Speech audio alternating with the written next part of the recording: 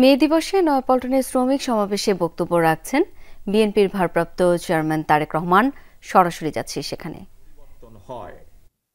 তত্ত্বাবধায়ক কিংবা অন্তর্বর্তীকালীন সরকার গঠিত হয়, এ ধরনের বিশেষ পরিস্থিতির সরকার অবৈধ নয়। তবে এ ধরনের বিশেষ পরিস্থিতির সরকার কখনোই জনগণের সরাসরি ভোটে নির্বাচিত সরকারের বিকল্প নয় এবং বিকল্প হতে পারে না।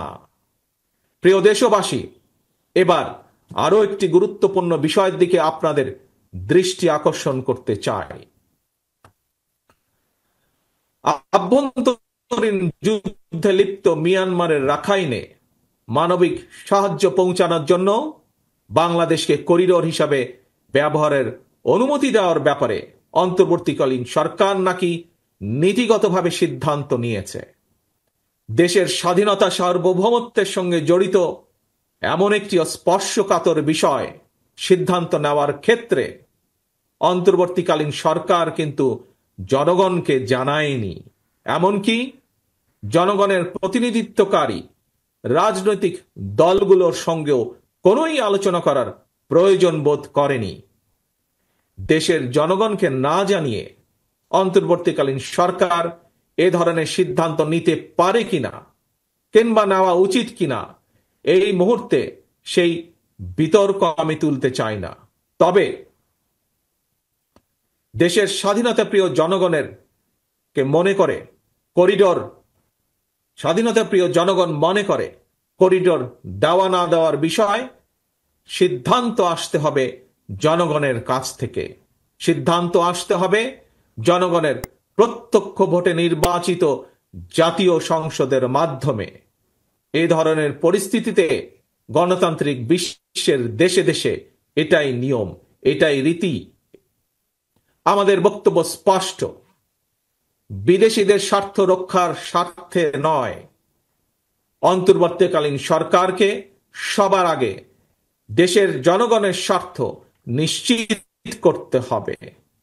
কারণ মিয়ানমার, ভারত, পাকিস্তান কিংবা অন্য কোনো দেশ নয়, সবার আগে বাংলাদেশ। এটিই হতে হবে আমাদের, এটিই হতে হবে আমাদের একমাত্র লক্ষ্য।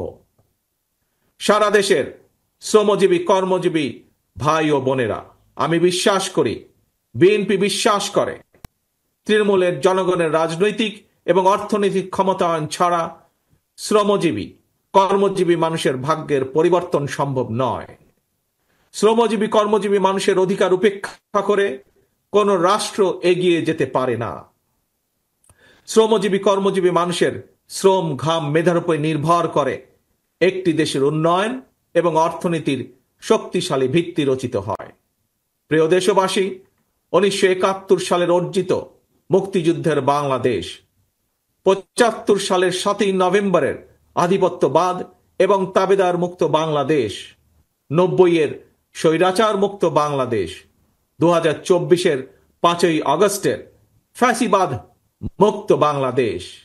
দেশের ইতিহাসের প্রতিটি বাঁকে জনগণের একটি সুমহান আকাঙ্ক্ষা। কি সেটি? সেটি হচ্ছে একটি বৈষম্যহীন, নিরাপদ, মানবিক, গণতান্ত্রিক বাংলাদেশ বিনির্মাণ। আজকের এই বিশেষ দিনে দেশের কৃষক, শ্রমিক, মেহনতি মানুষ দল, মত, ধর্ম, বর্ণ নির্বিশেষে দেশের গণতন্ত্র প্রিয় জনগণের প্রতি আহ্বান, কোন উস্কানি কিংবা অপপ্রচারে বিভ্রান্ত হবেন না। 71-এর মুক্তিযুদ্ধ থেকে আজ পর্যন্ত সকল শহীদদের কাঙ্ক্ষিত বাংলাদেশ প্রতিষ্ঠার জন্য আসুন আমরা ঐক্যবদ্ধ হই, ঐক্যবদ্ধ থাকি। কারণ অনৈক্য সুযোগ নিয়ে পরাজিত পলাতক অপশক্তি যাতে আর পুনর্বাসিত হবার সুযোগ না পায়, এই ব্যাপারে সতর্ক এবং সজাগ থাকার আহ্বান জানিয়ে কৃষক, শ্রমিক, মেহনতি মানুষ, গণতন্ত্রী কামী জনগণের সাফল্য কামনা করে আমার বক্তব্য শেষ করছি। আল্লাহ হাফেজ। বাংলাদেশ জিন্দাবাদ। বাংলাদেশ জাতীয়তাবাদী দল জিন্দাবাদ।